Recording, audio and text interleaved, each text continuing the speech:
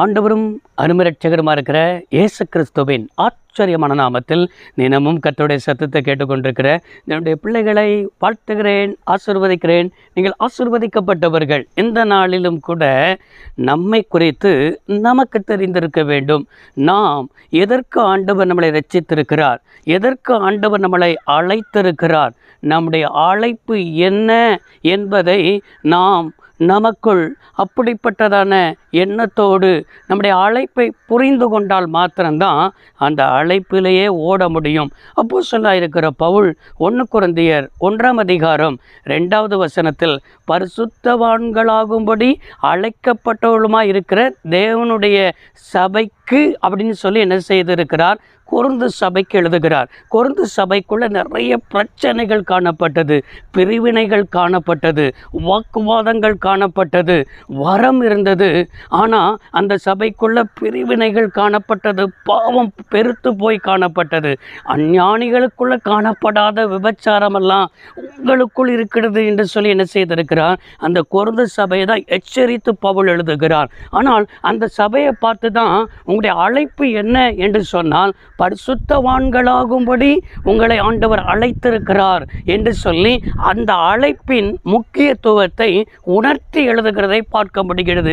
இன்றைக்கும் எனக்கு அருமையான கர்த்தருடைய பிள்ளைகளே, நம்மளை எதற்கு ஆண்டவர் அழைத்திருக்கிறார் என்று சொன்னால் நாம் பரிசுத்தமாகிறதற்குத்தான் ஆண்டவர் அழைத்திருக்கிறார். நம்மளை குறித்து தேவனுடைய சித்தம் என்ன என்று சொன்னால் பரிசுத்தமாக வேண்டும் என்பதே நம்மை குறித்து தேவனுடைய சித்தமாக இருக்கிறது.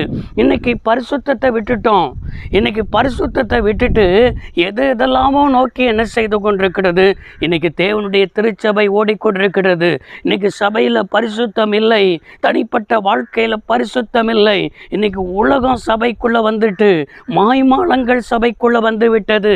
இன்னைக்கு உலகத்தின் காரியம் வந்தது நிமித்தம்தான் ஆண்டவர் சபையை குறித்து வேதனைப்படுகிறார். என்னுடைய சொந்த இரத்தத்தினால் சம்பாதித்த இந்த சபை, நான் பரிசுத்த ஆகையால் எனக்கேற்ற பரிசுத்தம் இந்த திருச்சபையில் இருக்கணுமே, இந்த திருச்சபைக்கு நான் தலையாக இருக்கிறேனே, குடும்பத்தில் பரிசுத்தம் இருக்கணுமே, பேச்சில் பரிசுத்தம் இருக்கணுமே, பார்வையில் பரிசுத்தம் இருக்கணுமே, எல்லாவற்றிலும் பரிசுத்தம் இருக்கணுமே.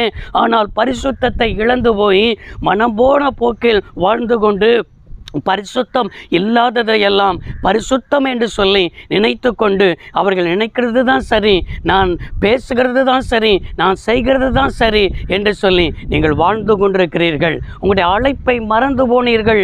உங்களை எதற்கு ஆண்டவர் அழைத்தார்? யோனாவை குறித்து ஆண்டவருக்கு தெரியும். ஆண்டவர் அழைத்த அழைப்பு, அவன் நினிவேக்கு போக வேண்டும். ஆனால் அவன் தர்சீசுக்கு ஓடிப்போனான். அழைப்பை மறந்து ஓடினான். அதனால தான் அவன் பிரயாணம் பண்ணினதான் கப்பலை ஆண்டவர் என்ன செய்தார்? எதிர்காற்றை அனுமதித்தார், கடும் காற்றை அனுமதித்தார், பெருங்காற்றை அனுமதித்தார். அவன் நிமித்தமாய் அந்த கப்பலுக்கும் சேதம், சரக்குக்கும் சேதம், எல்லாவற்றுக்கும் சேதம். இன்னைக்கு ஏன் இழப்பு வருது தெரியுமா? இன்னைக்கு ஏன் பிரச்சனை வருது தெரியுமா? இன்னைக்கு ஏன் பாடுகள் வருது தெரியுமா? நம்ம அழைப்பை மறந்து போனது நிமித்தம். உங்களை அழைத்த அழைப்பை விட்டுட்டு நீங்கள் சற்று விலகுவீர்கள் என்றால் நீங்களும் சேதம் வரும். உங்கள் நிமித்தமாய் உங்களோடு கூட இருக்கிறவர்களுக்கும் சேதம் வருகிறது. கவலையா, பாடு, பிரச்சனை இதெல்லாம் மாற மாட்டேங்குது பாஸ்டர், என் வாழ்க்கையில் இவ்வளோ பாடு அப்படின்னு நீங்கள் புலம்புறீங்க. பார்த்தீங்களா? இன்றைக்கி புலப்பதற்கு ஆண்டவர் சொல்லுங்க, நீ அழைப்பை மறந்து ஓடுகிறாய். அந்த அழைப்பை மறந்து ஓடினான், ஆசீர்வாதத்தை இழந்து போனான் யோனா. ஆனால் ஆண்டவருடைய சித்தத்திற்கு ஒப்பு கொடுக்க மீனை ஆயத்தப்படுத்தி திரும்ப ஆண்டவர் நினிவேக்கு கொண்டு வந்து பிரசங்கம் பண்ணி அந்த நினிவே ஜனங்கள் மனம் திரும்பினார்கள். அழைப்பில் ஓடி வந்தான். இன்றைக்கு உங்களுடைய அழைப்பில் வருவீர்களா? பரிசுத்தத்திற்கு உங்களை ஒப்பு கொடுப்பீர்களா? உங்களுடைய குடும்பத்தை ஒப்பு கொடுப்பீர்களா? நான் பரிசுத்தர் ஆகையால் நீங்களும் எனக்கேற்ற பரிசுத்தவான்களாய், பரிசுத்தவாட்டியாய் இருக்கத்தான் ஆண்டவர் எதிர்பார்க்கிறார். ஒப்பு கொடுப்போம். சர்வ வல்லமையுள்ள தெய்வமே, அன்பு தகப்பன், இந்த வார்த்தையின்படியே அழைப்பில் நிலைத்திருக்க உதவி செய்யும். இயேசு ரட்சக நாமத்தில் பிதாவே, ஆமேன். கர்த்தர் உங்களை ஆசீர்வதிப்பாராக. God bless you all.